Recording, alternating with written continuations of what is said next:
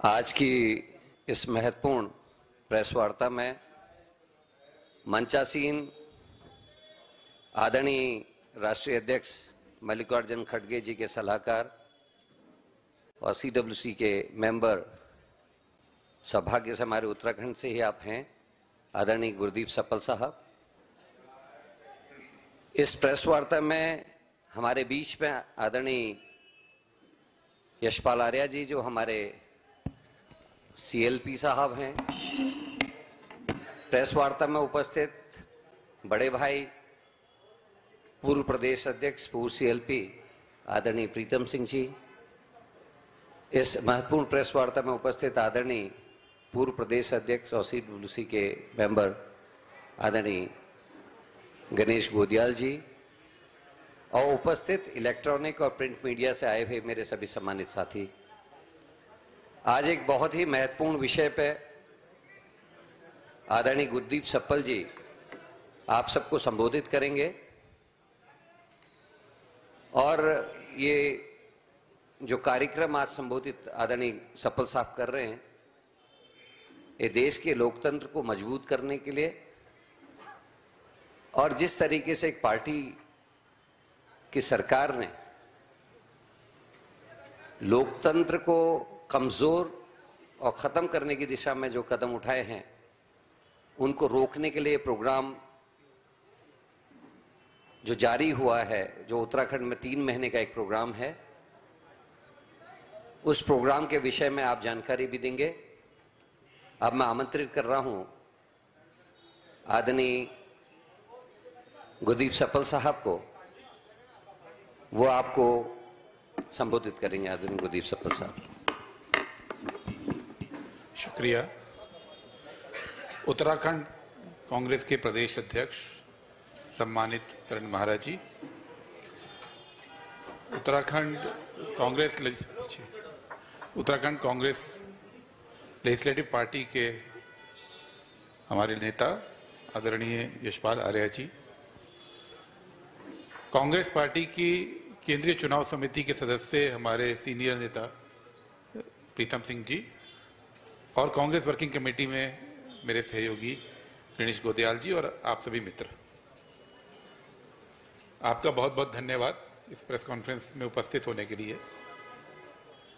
यह press conference आज हम इसलिए कर रहे हैं क्योंकि उत्तराखंड के अंदर एक अभियान की आज हम घोषणा कर रहे हैं, जिस अभियान का नाम है मेरा वोट मेरा अधिकार। और इसकी जरूरत इसलिए पड़ी है कि पिछले कुछ चुनावों के अंदर हम लोगों ने यह देखा है कि जो वोटिंग का मौलिक अधिकार, फंडामेंटल राइट, इस देश के हर नागरिक को भारत के संविधान के माध्यम से कांग्रेस पार्टी और संविधान सभा ने दिया था, अब चुनाव जीतने के लिए बीजेपी एक षड्यंत्र के तहत उस अधिकार को जगह जगह छीन रही है। हम लोग लगातार ये देख रहे हैं कि बड़े पैमाने पर वो लोग जो भारतीय जनता पार्टी की विचारधारा में या उसके कामकाज में विश्वास नहीं रखते, उनके वोट काटे जाते हैं, और बड़े पैमाने पर नए वोटर बाहर से लाकर बनाए जाते हैं। जनता तो भारतीय जनता पार्टी की नफरत की, बेरोजगारी की, महंगाई की सरकार को हटाना चाहती है, लेकिन फर्जी वोटर बनाकर और जेन्युइन वोटर को काटकर भारतीय जनता पार्टी लगातार अब जनमत का हरण कर रही है, जनमत की चोरी कर रही है। और ये हम हल्के तरीके से नहीं कह रहे हैं। महाराष्ट्र के अंदर जब हमारा गठबंधन की हार हुई तो इस देश में सबको हैरानी हुई, हमको भी हैरानी हुई, क्योंकि लोकसभा चुनाव के अंदर जो कांग्रेस लेड गठबंधन था, उसको लगभग 156 विधानसभा सीटों पर बढ़त मिली थी। 288 में से 156 सीट पर क्लियर बढ़त थी। और कुछ महीने बाद जब विधानसभा चुनाव हुए तो हमारे गठबंधन की करारी हार हुई। न जनता को समझ में आया, ना पत्रकारों को समझ में आया, ना हम लोगों को समझ में आया। उसके बाद जब हमने इसकी जांच की तो हमें मालूम पड़ा कि प्रदेश के अंदर, महाराष्ट्र के अंदर जितने वोट कांग्रेस गठबंधन को लोकसभा में मिले थे, उतने ही वोट विधानसभा में भी मिले। हमारा कोई वोटर पूरे प्रदेश के लेवल पर अगर हम टोटल देखें, हमको छोड़कर नहीं गया। लेकिन बीजेपी के वोट 70 लाख बढ़ गए, क्योंकि 4 महीने के अंदर उन्होंने 48 लाख नए वोटर बना दिए, 8 लाख वोटर डिलीट कर दिए और तकरीबन 20 लाख, ये पहले 2 फिगर बिल्कुल जेन्युइन है इलेक्शन कमीशन के, तीसरा वो दे नहीं रहा है, लेकिन तकरीबन 20 लाख वोटर का बूथ शिफ्ट कर दिया। और इसका नतीजा ये हुआ कि जहां पे हमारा गठबंधन, महागठबंधन को जीतना चाहिए था, वो हार गए। कांग्रेस पार्टी चुनाव आयोग के पास गई। 3 दिसंबर 2024 को हमने उनसे रिक्वेस्ट की कि हम चुनाव आयोग पे कोई आरोप नहीं लगाते, लेकिन हम लोगों को चुनाव आयोग से मदद चाहिए ताकि हम विश्लेषण कर सकें। और हमने एक बहुत छोटी सी मदद चुनाव आयोग से मांगी। हमने कहा कि जितनी भी वोटर लिस्ट है, नई और पुरानी, उसका डेटा हमको इलेक्ट्रॉनिक फॉर्म में दे दीजिए ताकि हम अपना विश्लेषण करके देख सकें गड़बड़ हुई कहां पे। आज 3 महीना हो गया, ये छोटी सी बात चुनाव आयोग मानने को तैयार नहीं है। हाई कोर्ट में हम लोग गए दिल्ली के, तो चुनाव आयोग ने पिछले हफ्ते वहां बोला कि अगले 3 महीने के अंदर वो तय करेंगे कि वोटर लिस्ट कांग्रेस को देनी है या नहीं देनी है। वोटर लिस्ट जैसी चीज को चुनाव आयोग क्यों नहीं दे रहा है, यह बात लगातार संशय पैदा करती है। चुनाव आयोग ने हमको लिखकर दिया कि हम ये वोटर लिस्ट आपके सब कैंडिडेट्स को दे चुके, हम आपकी पीसीसी को पहले चुनाव में दे चुके। ये बात सच है। हमारा केवल इतना कहना है कि जब वो आप एक बार दे चुके, आप दोबारा एक साथ दीजिए, क्योंकि जो वोटर लिस्ट प्रत्याशी के पास आती है, वो प्रत्याशी उनको बूथ में बांट देते हैं, और बूथ में बांटने के बाद कोई भी पार्टी उसको दोबारा वापस कलेक्ट नहीं करती, क्योंकि उसकी जरूरत नहीं होती है। तो कोई भी पार्टी कई महीने बाद अपने सब बूथ एजेंट के पास जाके वोटर लिस्ट इकट्ठी नहीं कर सकती। इसलिए हमने मांगा, लेकिन चुनाव आयोग ये जानकारी देने को तैयार नहीं है। इसलिए लोकतंत्र को बचाने की खातिर अब हम लोगों ने सीधे जनता में जाने का फैसला किया है। हम लोग जनता के बीच में जाकर ये ध्यान देना चाहते हैं कि जिनके वोट काटे गए हैं, वो वोट क्यों कटे हैं।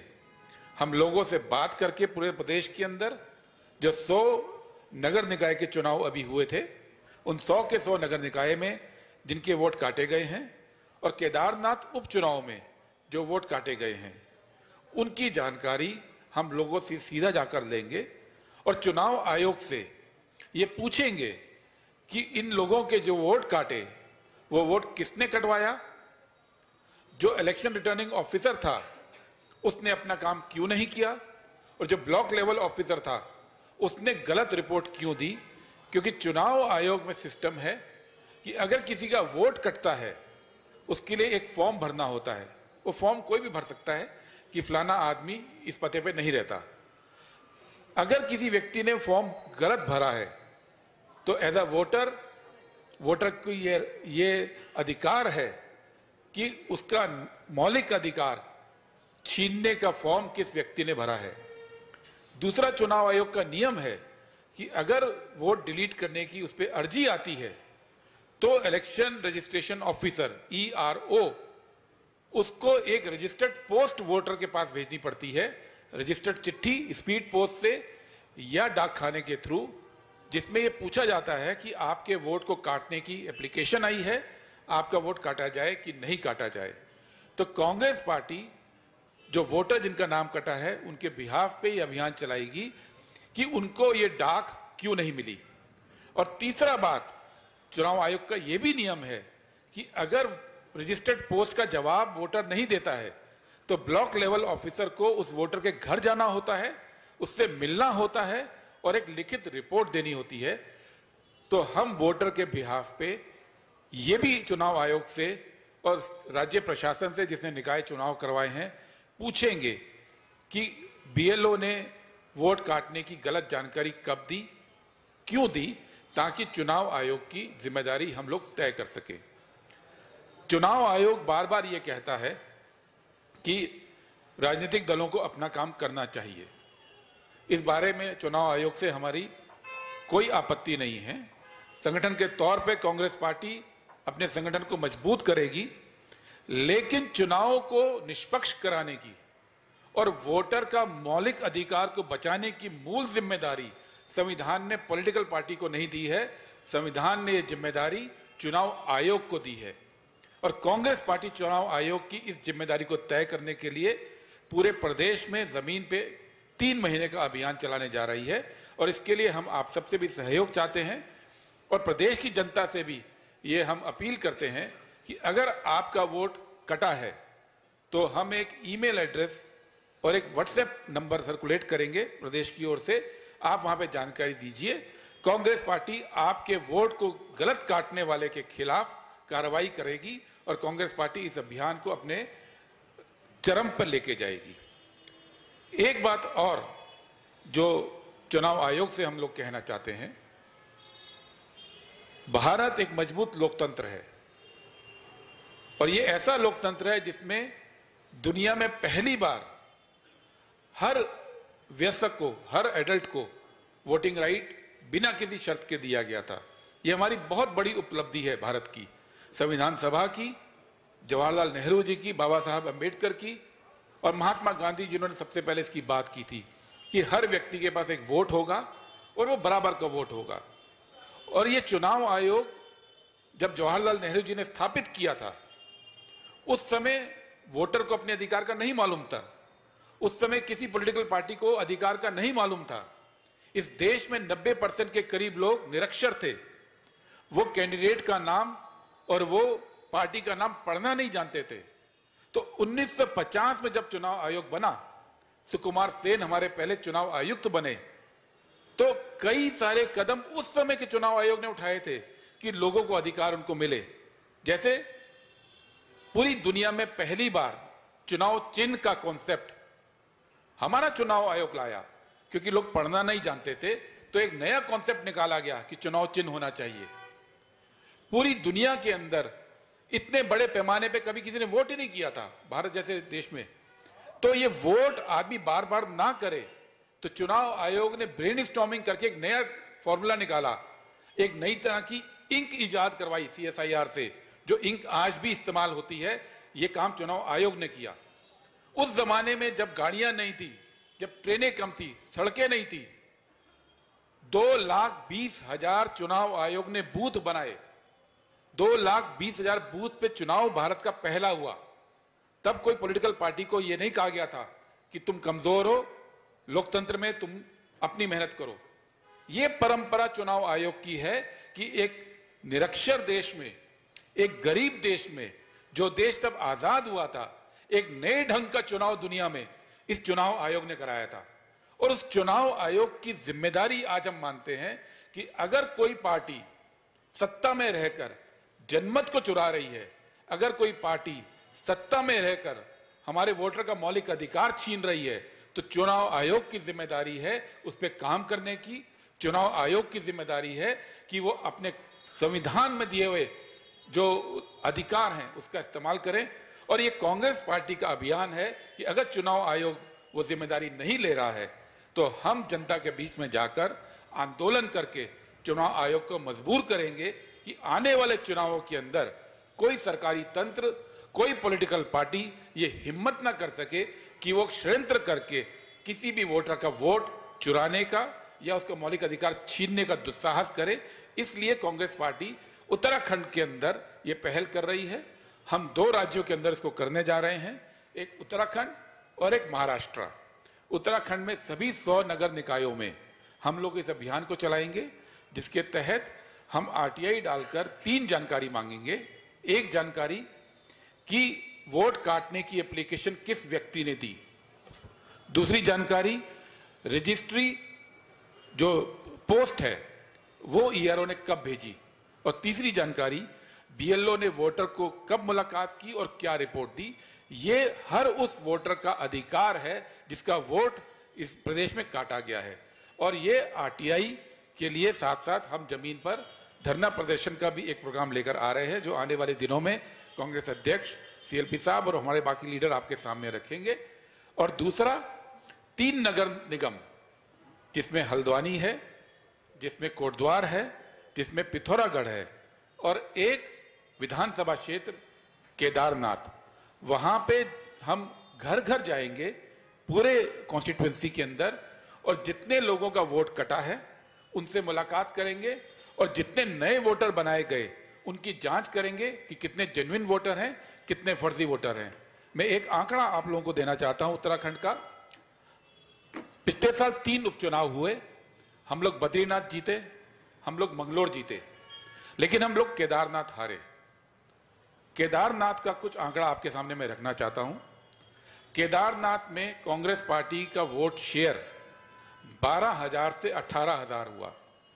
कुल हमारा वोट 52% बढ़ा। और पिछले 15-20 साल में ऐसा कोई चुनाव नहीं है जहां पे पहले, दूसरे, तीसरे नंबर पे आने वाली पार्टी का वोट 50% बढ़ जाए और वो पार्टी चुनाव हार जाए। ये पहली बार हुआ है कि वोट 18,000 हुआ 12,000 से, लेकिन हम चुनाव हारे। उसका एक कारण था, हम चुनाव हारे 4,995 के करीब वोट से, और बीजेपी ने 4,678 वोट वहां पे काट दिए और 8,693 नए वोट बनाए। लोकसभा के बाद विधानसभा के बीच में 6 महीने का समय था उपचुनाव के बीच में, और उपचुनाव के बीच में 6 महीने के अंदर यह कैसे संभव है कि 10%, 9.34% नया वोटर मिल गया और 5% वोट काट दिए गए।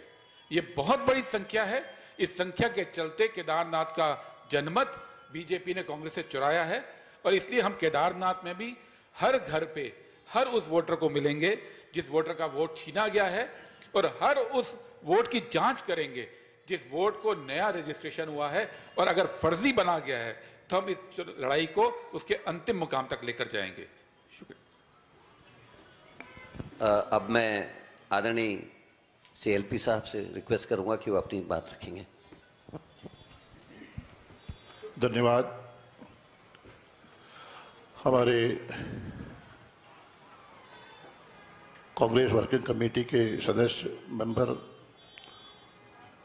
और जनरल सेक्रेटरी आईसीसी आदरणीय सप्पल साहब, हमारे प्रदेश कांग्रेस कमेटी के सम्मानित अध्यक्ष करण मेहरा जी, हमारे प्रदेश कांग्रेस कमेटी के पूर्व अध्यक्ष, पूर्व सेल्फी लीडर आदरणीय प्रीतम सिंह जी, हमारे कांग्रेस वर्किंग कमेटी के मेंबर और पूर्व अध्यक्ष आदरणीय गणेश गोध्याल जी, इलेक्ट्रॉनिक मीडिया और प्रिंट मीडिया के मेरे सभी सम्मानित बंधुओं, अभी आपके सामने विस्तृत रूप से जो हमारा मौलिक अधिकार है और संविधान में जो हमें जो अधिकार दिया गया है, और पिछले चुनाव में जिस तरह से उन अधिकारों का हनन किया गया है और मतदान से वंचित करने का काम लगातार होता रहा है, और इसको बहुत ही बारीकी के साथ सप्पल साहब ने गहन अध्ययन के बाद इसको देखा, और इसके उपरांत स्पष्ट हो गया कि सरकार, भारतीय जनता पार्टी की सरकारें और चुनाव आयोग हमारे आदरणीय मतदाताओं को उनके मूल अधिकारों से वंचित करना चाहती है और इस तरह के हथकंडे अपनाकर सब सत्ता में काबिज होती रही है। और जो हमारा आगे का एजेंडा है, निश्चित रूप से कांग्रेस, उत्तराखंड कांग्रेस कमेटी ने आज स्पष्ट रूप से जिला कांग्रेस कमेटी के अध्यक्षों को निर्देशित किया है और हर पोलिंग बूथ से 20 ऐसे मामले शामिल लाएं जिसमें जो हमारे मतदाता हैं उनके नाम काट दिए गए। कई मतदाता ऐसे हैं जो बाहर के प्रदेशों के हैं, उनके नाम उसमें शामिल कर दिए गए। कई ऐसे मतदाता हैं जो उनका मूल पोलिंग बूथ है उससे उनको शिफ्ट करके किसी और पोलिंग बूथ में उनका नाम दर्ज कर दिया गया। तो इसको कांग्रेस पूरी बारीकी से इसकी छानबीन करेगी और मेरा कहना है कि लोकतंत्र में, जनतंत्र में इस तरह से भारतीय जनता पार्टी ने मताधिकार से वंचित कर सत्ता में आने के लिए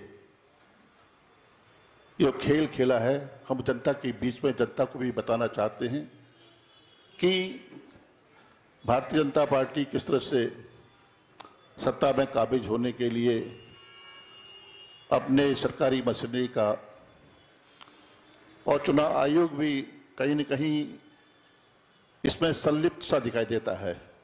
इसको जनता के सामने, जनता की अदालत में भी ले जाना चाहेंगे क्योंकि उनके मूल अधिकारों का हनन किया गया है।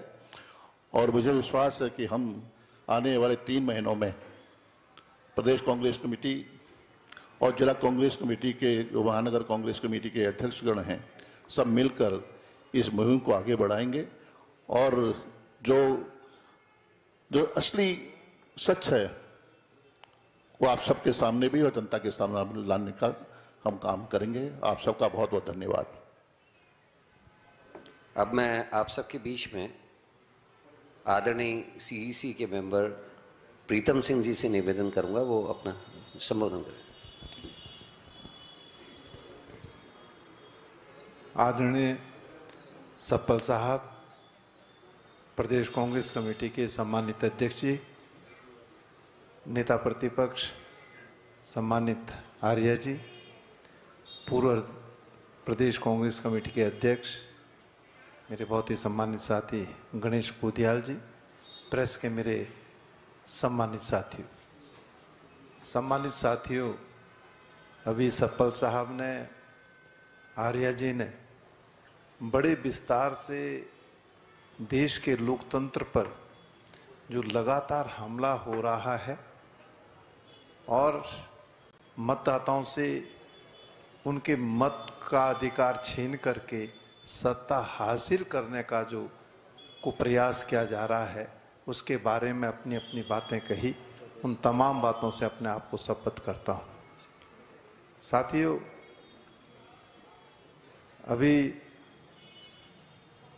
जिला और महानगर अध्यक्षों की एक बैठक आहूत की गई और जिसमें उनको ये दायित्व दिया गया है कि हमारे सम्मानित अध्यक्ष गण पूरे प्रदेश के अंदर और ख़ास तौर से केदारनाथ का उपचुनाव और नगर निकाय के जो चुनाव हुए हैं, इन चुनाव में बड़ी संख्या में मतदाताओं के नाम काटे गए हैं और कई मतदाताओं का मतदान केंद्र भी बदलने का काम किया गया है।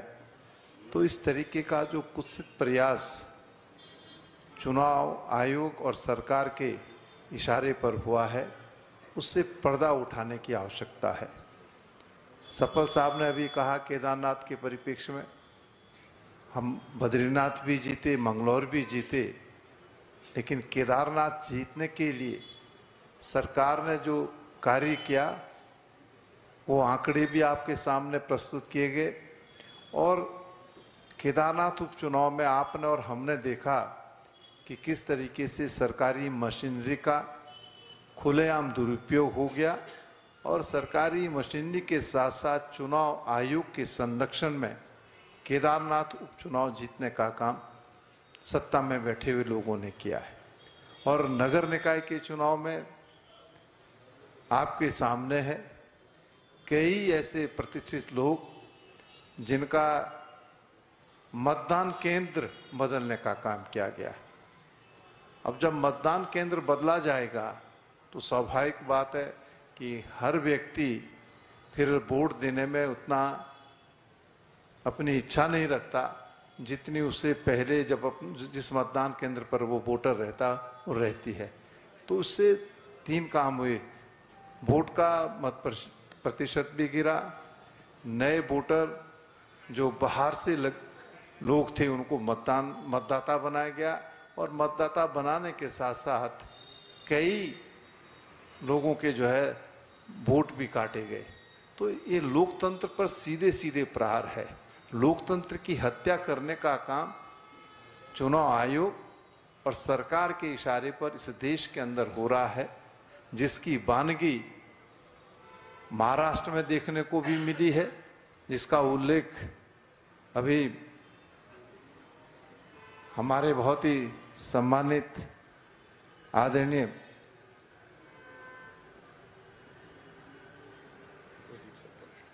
सप्पल साहब ने किया। मैं थोड़ा हो जाता है कहीं के बाद, सप्पल साहब ने भी किया कि हम 156 सीटों में लोकसभा के चुनाव में जीते और उसके बाद जब विधानसभा का चुनाव हुआ तो हमारी करारी शिकस्त हुई।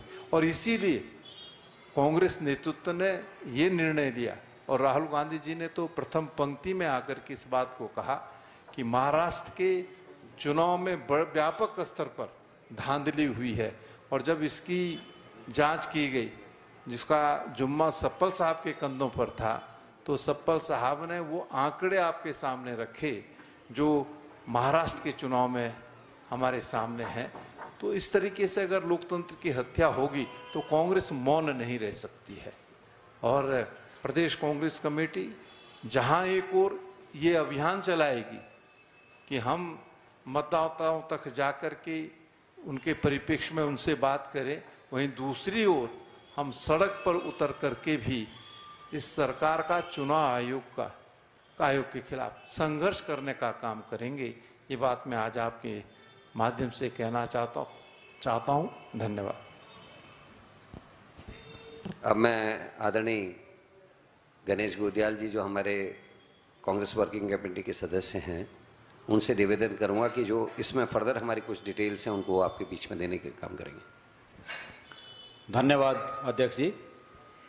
हमारे बीच हमारे बहुत ही आदरणीय, जो कि आप सब जानते हैं कि हमारे राष्ट्रीय अध्यक्ष जी के साथ मिलकर राष्ट्रीय स्तर पर पार्टी को अपनी सेवाएं दे रहे हैं और आज विशेष रूप से बहुत ही इम्पोर्टेंट जो यहाँ पर प्रेस वार्ता उन्होंने की, आदरणीय सप्पल जी, हमारे प्रदेश के माननीय अध्यक्ष करण मेहरा जी, आदरणीय नेता प्रतिपक्ष श्री यशपाल आर्य जी, आदरणीय हमारे नेता और पूर्व सीएलपी पूर्व अध्यक्ष वर्तमान में सीईसी के मेंबर बड़े भाई प्रीतम सिंह जी और उपस्थित पत्रकार साथियों, अधिकांश बातें आप लोगों के संज्ञान में आ चुकी हैं। बहुत महत्वपूर्ण ये बैठक, एक प्रेस कॉन्फ्रेंस है, इसके पहले एक बैठक हुई। मैं जिन तथ्यों का जिक्र आदरणीय अध्यक्ष जी ने किया उनको बताऊं उससे पहले मैं आप सबको इस बात को कहने में मुझे बड़ी खुशी हो रही है कि 2027 के आने वाले उत्तराखंड के इलेक्शन के मद्देनज़र कांग्रेस हाईकमान का ये नज़रिया हमारे लिए बहुत महत्वपूर्ण है कि कांग्रेस हाईकमान ने उत्तराखंड को इस जांच अभियान में नंबर 1 पर रखा हुआ है। ये हमारे लिए बहुत महत्वपूर्ण है। मैं उम्मीद करूंगा कि आप लोगों की हेडलाइंस इस प्रेस वार्ता के तहत कल इस रूप में अगर सामने आए कि कांग्रेस ने उत्तराखंड को महत्वपूर्ण स्टेट मानते हुए 2027 की लड़ाई के लिए कमर कस दिया है, तो मैं आपका आभारी रहूंगा और निश्चित रूप में ये लाइन इस प्रदेश की जनता के हित में होगी। ये बहुत ही महत्वपूर्ण है कि हमारी पार्टी के हाईकमान ने भारतीय जनता पार्टी की इस तथाकथित, जिसका जिक्र अभी सब लोगों ने किया, इस चोरी को बहुत तरीके से पकड़ा है, प्रूफ के साथ पकड़ा है।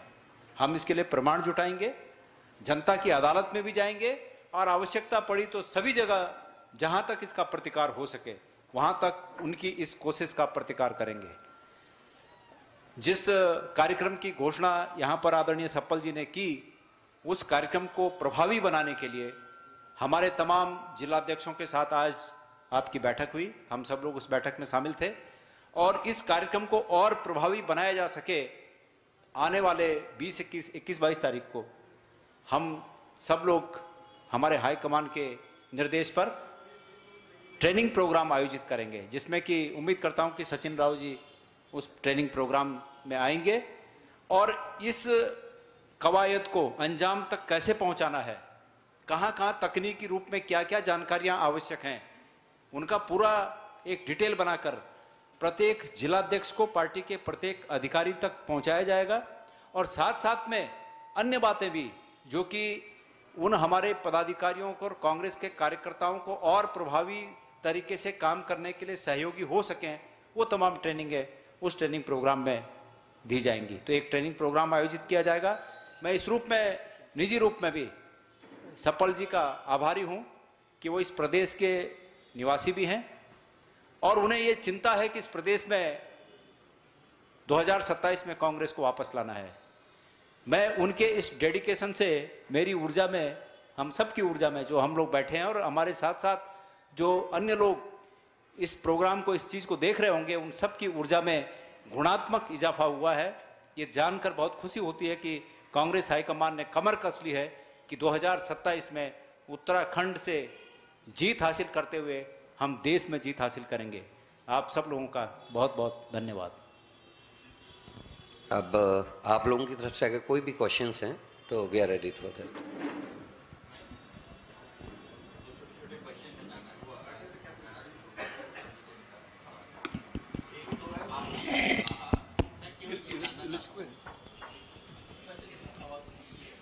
ठीक है, ठीक ही नहीं है, ठीक है। मैं ये जानना चाहता हूँ, आपने एक कहा कि जब देश में निरक्षरों की संख्या काफ़ी थी और चुनाव आयोग ने तमाम तरह के डिसीजन लिए और अच्छे अच्छे कदम उठाए, चाहे चुनाव निर्धारण है। अब जब देश की जो साक्षरता है वो 70% से औसत अधिक हो गई, 75% से औसत अधिक हो गई है, और उस समय जो मतदान या मत प्रतिशत या मत रुझान या परिणाम सामने आ रहे हैं और आयोग उस वक्त जो निर्णय दे रहा है, तो वो अविश्वास आप मतदाता पर कर रहे हैं, आयोग पर कर रहे हैं। एक बात, क्योंकि संवैधानिक व्यवस्था आप ही की बनाई हुई, आपकी सरकार के जो प्रारंभिक दौर है वो है। तो मैं ये जानना चाहता हूँ कि ये जो अविश्वास है, ये अविश्वास क्या, हम एक तरफ हम कहते हैं कि भारतीय लोकतंत्र बहुत मजबूत हो रहा है, दूसरी तरफ हम पूरे विश्व में एक मैसेज ये देना चाहते हैं, तो क्या सांगठनिक स्तर पर कांग्रेस की अपनी भी कुछ खामियां हैं जिनकी वजह से वो ये नहीं पहचान कर पा रही पूरे देश भर में कि वोटर लिस्ट में कहाँ कटौती हो रही है, तो उसे जब जिस टाइम पर आवाज उठानी चाहिए वो नाकामी क्यों? एक तो मेरा ये सवाल है। इसका जवाब दूसरा सवाल भी मैं, छोटा सवाल इसी से जुड़ा हुआ है, वो मैं ये जानना चाहता हूँ कि अभी आपने तमाम उपचुनाव के नतीजों का, नगर निकाय के चुनाव का आपने वो किया, तो क्या आपका जो एनालिसिस है, जो विश्लेषण आपने किया, वो विश्लेषण यही है, एकमात्र विश्लेषण यही है कि जो मतदाता सूचियों में गड़बड़ी थी वही आपके हार का कारण है? क्या कांग्रेस के पास इनकी कोई और भी वजह है कि हार के और क्या कारण हो सकते हैं? धन्यवाद। पहली बात तो स्पष्ट कर दें कि कांग्रेस पार्टी ना तो चुनाव आयोग पर, ना चुनाव प्रक्रिया पर, ना मतदाता पर कोई अविश्वास दिखा रही है। नेता विपक्ष लोकसभा में और कांग्रेस पार्टी के पूर्व अध्यक्ष राहुल गांधी जी ने लोकसभा में इस बात को उठाया और पूरे जोर तरीके से ये उठाया कि हम लोग विधिवत रूप से कई बार चुनाव आयोग के पास गए प्रतिनिधिमंडल लेकर। मैं खुद हर एक डेलीगेशन का हिस्सा रहा। हम चुनाव आयोग से मांग क्या रहे हैं? हम केवल एक चीज मांग रहे हैं कि हमको आप वोटर लिस्ट इलेक्ट्रॉनिक फॉर्म में एक जगह दे दीजिए। ये इतनी बड़ी डिमांड तो नहीं है जिसको कि ना माना जा सके। एक पॉलिटिकल पार्टी जिसने इस देश के ऊपर करीब 50 साल तक सत्ता हमारे पास रही, 21 करोड़ भारतवासियों ने पिछले लोकसभा चुनाव में हमको वोट दिया। अगर वो पॉलिटिकल पार्टी केवल इतनी सी मांग कर रही है कि वोटर लिस्ट दे दी जाए, उसमें चुनाव आयोग अड़ंगे क्यों लगा रहा है, इसका जवाब किसी के पास नहीं है। राहुल जी ने जब सदन में उठाया तो सरकार चुप रही। इसलिए हम अब जनता के बीच में जाकर सबूत इकट्ठा करने का फैसला किया हम लोगों ने, क्योंकि अगर इस देश में कोई संस्था या कोई पॉलिटिकल पार्टी लोकतंत्र को कमजोर करने की कोशिश करेगी तो कांग्रेस पार्टी जनता के बीच में जाकर अभियान खड़ा कर कर उसको बचाएगी।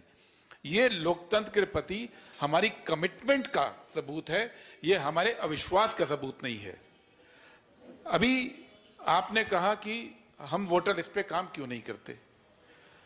देहरादून के अंदर अभी नगर निगम के चुनाव हुए थे। अगस्त में वोटर लिस्ट जारी हुई।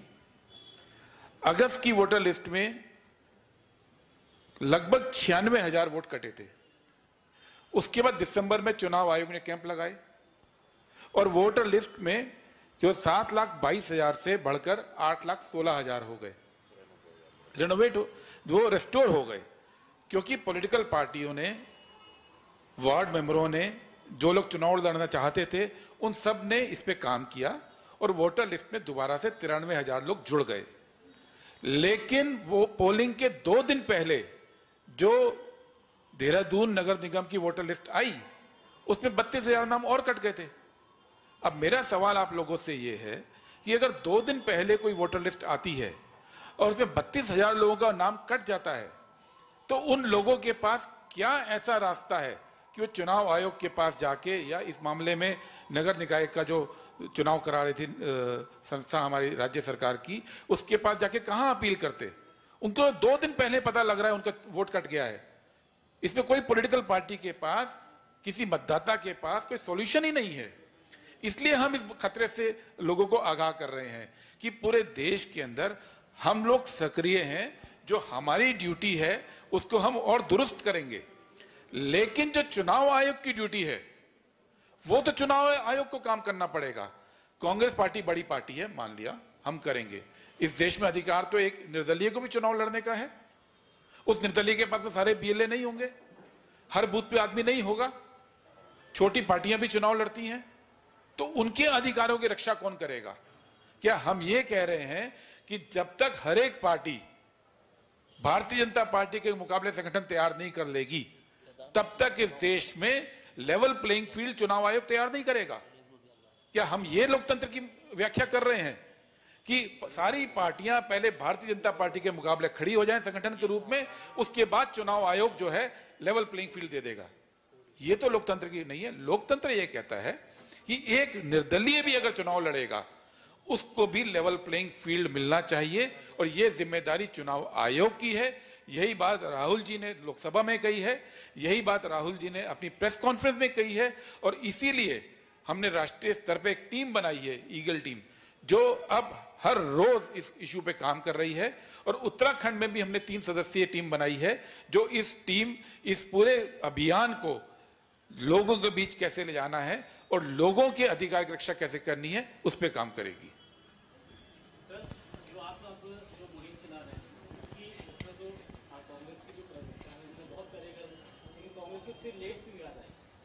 देखिए, हम लोग पहले चुनाव आयोग के पास गए, 3 दिसंबर को हम गए, उसके 15 दिन बाद गए, उसके बाद हमने चुनाव आयोग को चिट्ठी लिखी, उसके बाद हमने दूसरी चिट्ठी लिखी, उसके बाद संसद में राहुल जी ने उठाया, लोकसभा में, राज्यसभा में खड़गे जी ने उठाया, उसके बाद राहुल जी ने प्रेस कॉन्फ्रेंस की।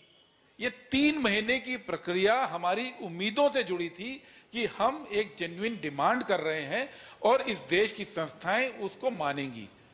लेकिन जब हमने देखा कि किसी के कान पे जूं नहीं रेंग रही है, जब हमने देखा कि इतने बड़े मुद्दे के ऊपर जो रिस्पॉन्स आना चाहिए, चाहे सरकार का चाहे चुनाव आयोग का, जब वो रिस्पॉन्स नहीं आया, तो कांग्रेस पार्टी ने संगठन के रूप में तैयारी करके जनता के बीच में जाने का फैसला किया। हम महाराष्ट्र की 30 विधानसभाओं में 15-15 बूथ पे इस काम को कर रहे हैं। उत्तराखंड के 100 नगर निकाय संस्थाओं में कर रहे हैं। 3 नगर निगम और एक केदारनाथ उपचुनाव की जो कॉन्स्टिट्यूएंसी है, वहां पे हम इस काम को कर रहे हैं। जनता के बीच में जाने के लिए कुछ होमवर्क हमको करना था। हम लोग इस लड़ाई को ना तो हल्के ढंग से लड़ना चाहते हैं, ना हम इस लड़ाई को बिना किसी आधार के लड़ना चाहते हैं। तो 3 महीने का वक्त हमको इसकी तैयारी में लगा है और इस तैयारी के बाद अब उत्तराखंड और महाराष्ट्र में इस अभियान को शुरू कर रहे हैं। उत्तराखंड में हमने इसका नाम मेरा वोट मेरा अधिकार अभियान दिया है। हेलो, बिल्कुल, महाराष्ट्र में जो कांग्रेस पार्टी की टीम ने जो विश्लेषण किया है, उसमें बड़े पैमाने पर हमको ये देखने में मिला है कि नए जो वोटर बनाए गए थे, एक एक नाम, सेम उम्र, सेम पिता का नाम और 8 वोट अलग अलग जगह पे, 8 बूथ पे। ये कैसे हुआ? अभी कल 2 दिन पहले तृणमूल कांग्रेस ने, ममता बनर्जी जी ने बयान दिया था, उन्होंने पूरी लिस्ट निकाली कि same voter ID EPIC number के 2 अलग अलग वोट देश के अलग अलग हिस्सों में है। ये कैसे हुआ? हमने ये भी देखा कि महाराष्ट्र के चुनाव में, चुनाव के कुछ दिन पहले नॉमिनेशन की प्रक्रिया के दौरान जो वोटर बने, वो वोटर सतना मध्य प्रदेश, रीवा और गुजरात से आए थे। कितने आए थे अभी हमको इसकी कोई जानकारी नहीं है, लेकिन जो लिमिटेड हमने पायलट स्टडी की उसमें भी लोग मिल गए। तो ये बात बिल्कुल सच है कि यहां पे भी लगातार शिकायतें हैं कि बीजेपी उन्हीं वोटरों को नगर निकाय में रजिस्टर करके और उन्हीं को वापस ग्रामीण क्षेत्र में रजिस्टर करके दोहरी वोटिंग करा के अपनी संख्या को बढ़ाने की कोशिश में लगी है। इसलिए हम इस अभियान को अभी चला रहे हैं। मेरा इस विषय से इतर सवाल माननीय अध्यक्ष जी से है। अभी कैग की रिपोर्ट आई है, उसमें कई चीज़ें हुए हैं, चाहे वो स्वास्थ्य को लेकर हो या वन विभाग से संबंधित हो, बाल विकास से संबंधित हो। उस पर कांग्रेस पार्टी ने क्या सवाल उठाए हैं? क्या प्रदर्शन आपकी तरफ से हुए हैं? क्या आपके लोगों ने कैग रिपोर्ट का अध्ययन किया है? देखिए, इसमें मैं प्रेस भी कर चुका, अपने संबोधन दे चुका। मुख्यमंत्री को खासकर कुपोषण वाले में, जिसमें रिपोर्ट आई थी 2.5% कुपोषित बच्चों की संख्या बढ़ गई है प्रदेश में 2024 में, जबकि 430 करोड़ रुपया पोषण के लिए, बच्चों के पोषण के लिए सरकार द्वारा निर्गत किया। तो किसने वो अन्न या जो भी स्वास्थ्यवर्धक चीज़ें देनी थी बच्चों को, किसने खाई, किसने पी? इस पर मैंने मुख्यमंत्री को पत्र लिखा है कल ही, और उसमें हमने मांग की है कि उसमें जांच करें और जो भी दोषी मंत्री हैं, अधिकारी, कर्मचारी, उनके खिलाफ कार्रवाई होनी चाहिए। जहां देश आगे बढ़ रहा है, तरक्की कर रहा है, लोग बोल रहे हैं, वहीं कुपोषित बच्चों की 2.5% संख्या बढ़ना एक अपने आप में बड़ा चिंता का विषय है। दूसरा, कैंपा जैसे फील्ड में जिसमें हम अन्य संस्थाओं से पैसा उधार लेके प्रदेश में काम करते हैं, उसका बहुत बड़ा अमाउंट जो है लैपटॉप इत्यादि खरीदने में सरकार ने खर्च किया। उसमें ऑलरेडी हम लोग पत्राचार भी कर रहे हैं। मैंने प्रेस के अपने साथियों से इसको संबोधित भी किया, मैंने अपना पत्र भी जारी किया है, और इन सारे विषयों में मुख्यमंत्री के पत्र का भी इंतजार है, और हम लोग इसको हर स्तर पर उठा रहे हैं, सोशल मीडिया से लेकर सब तक, ताकि जनता तक ये बात पहुंचे। हेलो, देखिए, सदन के कई नियम होते हैं। सदन में ऐसे जैसे आप प्रश्न करें ऐसे नहीं हो सकता। सदन में प्रश्न लगाने की एक अवधि होती है, एक समय होता है, वो जैसे चाहे विधानसभा है चाहे लोकसभा है, और घटना प्रश्न, अच्छा, प्रश्न में भी फर्स्ट कम फर्स्ट सर्व है। जैसे जैसे प्रश्नों की संख्या, एक दिन में एक व्यक्ति 5 प्रश्न लगा सकता है, और बहुत बड़ा सदन है जिसकी आप बात करें, तो वो प्रश्न का समय आगे पीछे होता है। तो जहां वो उचित फोरम है वहां उस बात को उठा रहे हैं। सप्पल जी से एक मेरा सवाल ये है कि जिस तरह से उत्तराखंड को चुना गया है और क्या हाईकमान जैसे राहुल जी या खड़गे जी मॉनिटरिंग कर रहे हैं इस चीज़ की, यहाँ पर भी क्या कुछ चल रहा है इस वक्त जो चुनाव में? बिल्कुल, कांग्रेस पार्टी में हाईकमांड के लेवल पे ये मॉनिटरिंग हो रही है और राहुल जी के निर्देश पर ही ये पूरा अभियान शुरू किया जा रहा है, क्योंकि ये अभियान अब लोकतंत्र से जुड़ा हुआ है। अगर वोट छीन लिया जाएगा तो लोकतंत्र तो विफल हो गया। तो इसलिए राहुल गांधी जी लगातार इस बात को उठा रहे हैं। इसीलिए राहुल गांधी जी ने संसद में बात उठाई, प्रेस के माध्यम से उठाई और अब हम सबको निर्देशित किया है कि जमीन पर जाकर हम लोग लोगों को साथ लेकर इस अभियान को चलाएं। उत्तराखंड को मॉडल स्टेट की तरह रखा गया है, क्योंकि अगर उत्तराखंड के अंदर हम लोग ये साबित कर पाते हैं कि ये कितना बड़ा षड्यंत्र हो रहा है तो पूरे देश में एक संदेश जाएगा और राहुल जी का ये अभियान को हम पूरे देश में चलाने के लिए उसके बाद तैयारी करेंगे। तो जिस तरह से राहुल जी और यहाँ पर जो पूरी मॉनिटरिंग हो रही है, मैं ये भी जानना चाहूँगा कि संगठन को लेकर मजबूती के लिए क्या इस चीज़ पे भी मॉनिटरिंग हाईकमान कर रहा है कि संगठन कितना मजबूत है या कार्यकर्ता या जो भी यहाँ पर चल रहा है इस वक्त उत्तराखंड में या देहरादून में खासकर?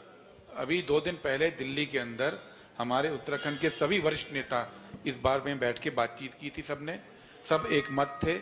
आज सारे जिलाध्यक्ष की मीटिंग हम लोगों की हुई है, सारे जिलाध्यक्ष इसमें एक मत हैं और 100 नगर निकायों में हम इस चीज को ले जा रहे हैं। तो ये संगठन को पूरी तरह से साथ लेकर और हमारे जितने भी वरिष्ठ नेता हैं प्रदेश के अंदर, उत्तराखंड उन प्रदेशों में से एक प्रदेश है जहां पे वर्किंग कमेटी में लोग हैं उत्तराखंड से, हम लोग जहां पे केंद्रीय चुनाव समिति में उत्तराखंड से लीडर हैं, हमारे काजी साहब दिल्ली के प्रभारी हैं।